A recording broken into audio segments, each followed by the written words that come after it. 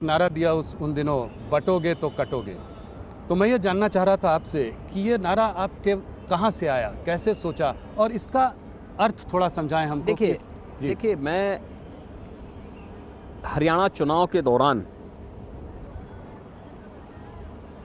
मथुरा मुझे जाने का अवसर प्राप्त हुआ था।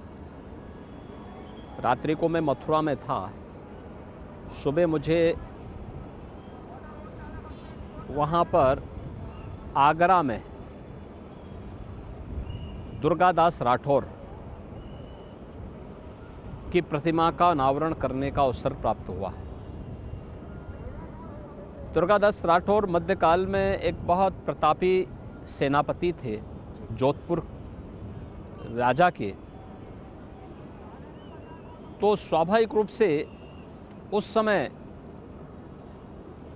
दुर्गादास राठौर के बारे में कहा जाता है कि जब जोधपुर के राजा महाराजा जसवंत सिंह को औरंगजेब परास्त नहीं कर पाया,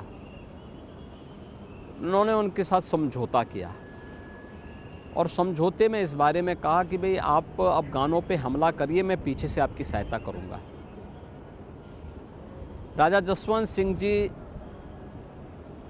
जब अफगानों पर हमला करने के लिए निकले तो इसी में धोखे से औरंगजेब ने पीछे से हमला किया और राजा जसवंत सिंह उस युद्ध में शहीद हुए।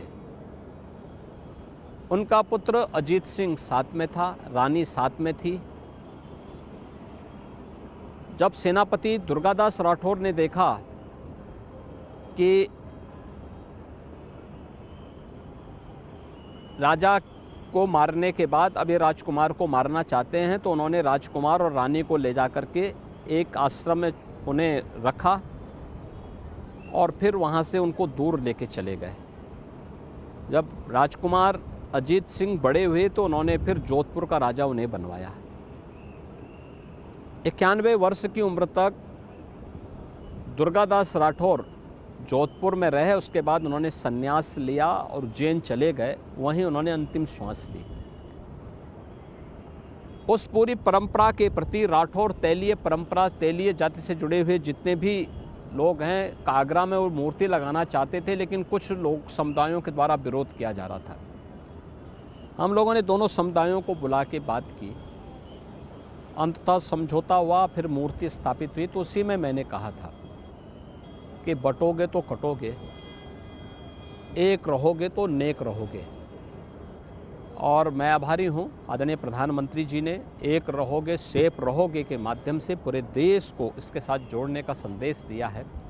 और मैं मानता हूं महाकुंभ का भी यही संदेश है कि एकता से ही अखंड रहेगा देश।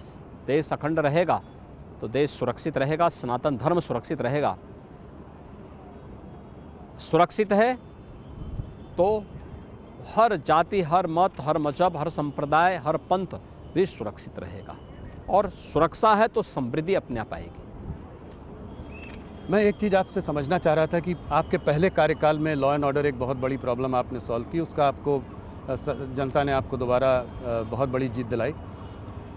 इस कार्यकाल में आपकी बड़ी उपलब्धियां क्या हैं? देखिए, हमने जो कहा सो करके दिखाया है।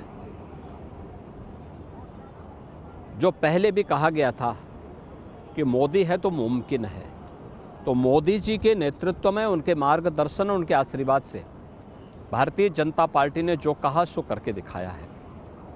और मुझे लगता है कि जब व्यक्ति का आचार और विचार में साम्यता होती है तो जनता जनार्दन का आशीर्वाद उसके साथ में होता है। जनता को सुरक्षित माहौल चाहिए, नौजवान को रोजगार चाहिए, किसान को अपनी समृद्धि को आगे बढ़ाने के लिए अवसर चाहिए, हर बहन और बेटी को सुरक्षा चाहिए, हर व्यापारी सुरक्षित माहौल में व्यापार कर सके, उसके लिए जॉब डूइंग की व्यवस्था हो।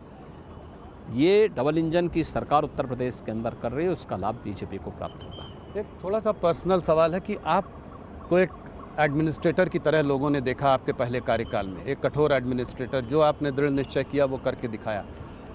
आप एक एडमिनिस्ट्रेटर की तरह कैसे इवॉल्व किए हैं पहले कार्यकाल से दूसरे कार्यकाल में? देखिए, मैं एडमिनिस्ट्रेटर नहीं हूं, मैं तो एक सामान्य नागरिक हूं, एक सामान्य साधु हूं।